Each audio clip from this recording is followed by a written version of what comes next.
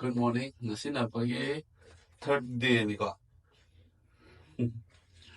Third day ni ako na ano to me. Ngasi ting na ako kale kasi around pung 9:15 mo sa ta. Pwede hotel makada breakfast an to tour ni. Aduga packing ka kaya to la long work la sa kadoy. Abi mo list ako na lai le. Ni phone mi sana sana dan na pham dan sana sana lai le. To no sana lai si. Okay. Let's go. Let's go. Lah, come. Antuga nasigi trip to some complicated focus on yes. Work lots of the work around 3 hours multi drive. 现在白人嘛，对不对？3 hours 去转型找。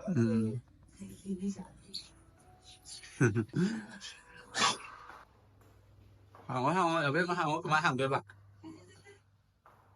黑云的那你看那个，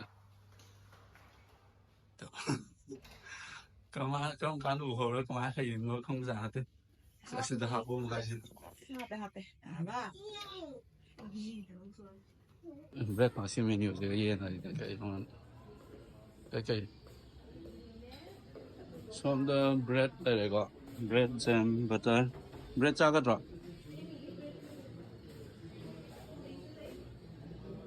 Pasti ada susah cara kita ni sih mak. Sina sambar, sina dan sina okay.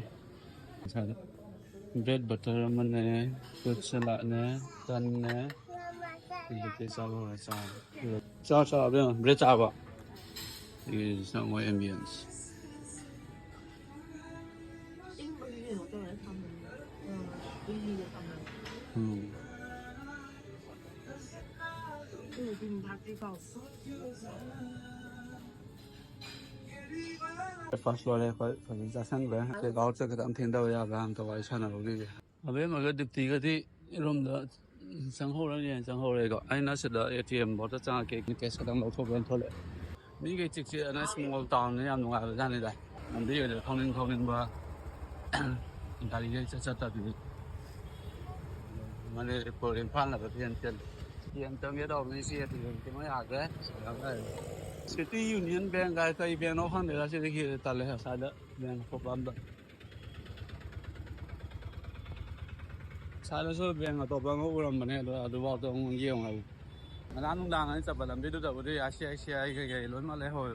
เอาดูได้ยังมุจับรถลาบอ่ะใช่แต่ Federal Bank นะที่เราอุดมมันนี่แบงก์ว่าบารอดาดึงของเราเลยครับเลยร้านท้าจะได้น่าสายอยู่นั่นไอ้จินบางสิ่งอะไรก็เสียน้ำมันสเตติฟินนะเจ้าอันนี้คลิกนั่นเลยเหรอวันนี้เขาจะเอาตัวไปดีขนาดก็ไม่ evening ได้อัสสายอยู่นั่นมาสร้างที่ก็สิน้ำมันสเตติฟินนะเจ้าพอไอ้ประมาณแล้วมุ่งหันเลยก็แบงก์มาสักครั้งดับเลยก็ยี่ยมเลยที่รามมันเดิมมาเลยได้สิเด้อako yung nang ako na quite firstเลยบอก homestay do ado na no ma continue to ge have the magi room do ni to pa na book to re ado na ako do continue to be aro na mana magi manang pa gi property ni na ma da shift to le ako jo okay na dam shift to re do room do kadang comfortable ho wala ba ado gi nung dang da adom na siya lagi da nai dang kata ne du phale nung dang da dinner sa ba thola pa da si hotel se theng na ne akoi na dinner sa gi to ba restaurant si hotel si gi restaurant aram ba ala na hotel da hang da mo na offer pa jam pi le du ga mong so pa jam phang ha da si da lai ne phai ATM ยังมึงยิงเลยยามพาจะได้นะสิกี ATM สิได้กี่ประชาชนก็ยี่แบงก์กี่รูสิมาตรงนี้นะประชาชนแบบเกิดแล้วยังเอามองทะเลก็มันนี่พูดได้500ที่มาค่าได้ทอลักกี่ดอลลาร์ยังคุยได้เที่ยงนะกี่ดอลลาร์สิได้ดีตัวก็3จะมีทอเลยมวยดียุ่งทองก็ยังงี้ชนะยี่ดุการมันได้รวยเลยร้านดุการร้อยทองล่วงก็จะชนะดุการที่ห่างอะไรโหกันก็ร้านชาวบ้านส่วนนั้นสิไปกดอะไร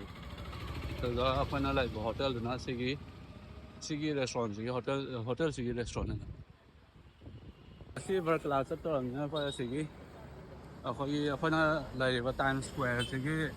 จังเช่นสิว่าต้องจัดแล้วก็สมัยมา đó rồi là cái nó đang rất là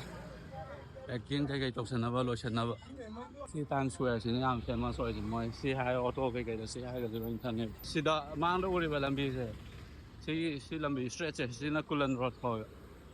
si some train chắc là around 3 kilometers một sao là này phải hành straight rồi đó ở đó là sông đường bán rồi nó sẽ đi sông đường kiếm sao rồi sông đường thì sẽ bắt qua đấy sẽ là petrol pump mà sao sẽ là phi luôn như thế này dukaan sẽ là anh ông đang hiện bao hàng này thế này dukaan nó xí rồi đấy hôm đó khởi động khởi chắc khởi cái thế này dukaan này em lấy đấy hiện nay em lấy về để xong nó cần đó ô tô đi ở đó readily available này ô tô mà sinh em nhà mày hay bên đó vậy cái đó ô tô readily available hay đi ví dụ thế mà sao mà small down nữa mà sao cái gì không đâu tourist nhà nó ô tô sẽ nằm ở yếu sâu quá anh bạn đâu vào được ô tô sẽ tăng có some 3 kilometers từ Lupasan là pay của cái đi nên anh ăn yêu được cái one night 2 days tao đâm có tao bây giờ vậy này anh ăn yêu nó phải 2 nights 3 days room sử dụng nó cái nó thôi hồi anh journey tao bây giờ nó cái ready tao cái news now di nasa ko news ke solo mo clear to po me also only thing left is from the sangani fresh up wa ni baking to no silani and the Uber University and tawli so yeah ooh yeah cái đầu tư à是这对的是的是的 Good afternoon ako Zik var class to le Rồi hotel sẽ thả đồ mà nó sẽ cao tòa này ok và cái nào làm video thêm là sẽ đó con em đi đâu con let's go ok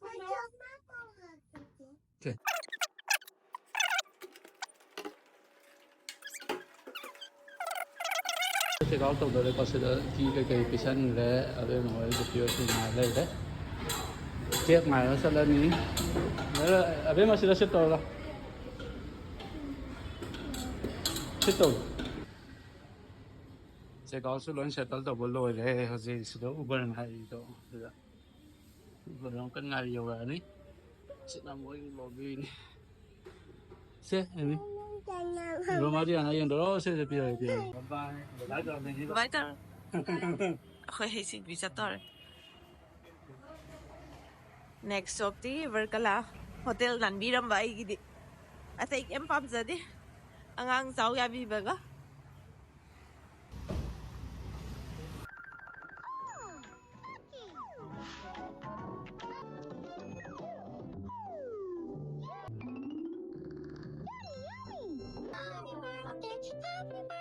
What do you want? We want honey. Oh.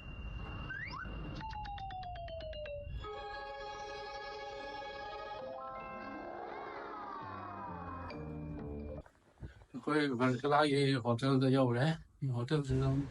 xa tới nhà nào giờ quay hotel làm xe có yên là đấy ạ giờ yên cái này kiểu không được kia ting ting ting yeah Amy No budget. no papa will buy you a present okay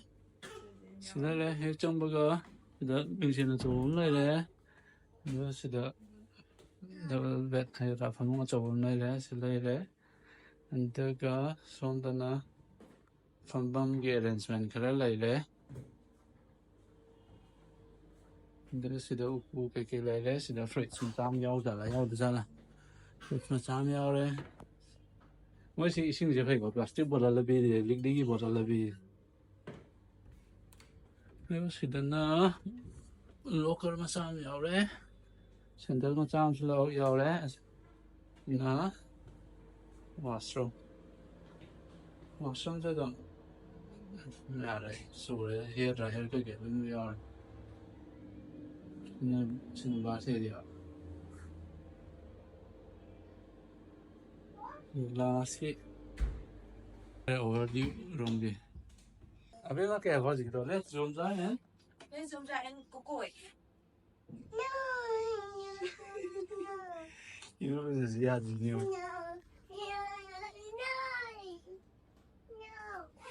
La la la, no ne no ne. We'll go Coco, okay?